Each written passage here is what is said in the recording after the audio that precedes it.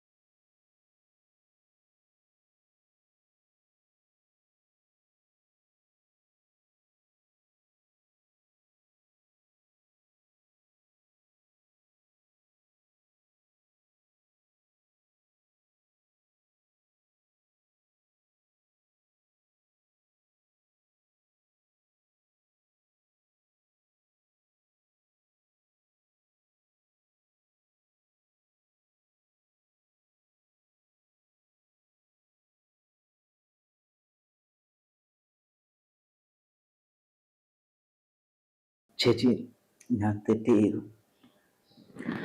ക്ഷമ ചോദിക്കാൻ വന്ന ഞാനാ.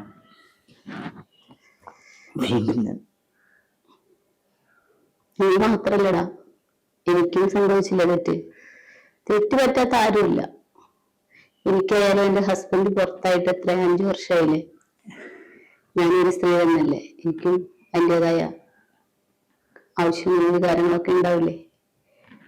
എനിക്കൊരു അബദ്ധം പറ്റിപ്പോയി. എന്തായാലും നീ ക്ഷമിച്ചേക്ക്. നീ അങ്ങനെ ഒന്നും ആവർത്തിക്കാതിരിക്കാൻ നോക്കാം.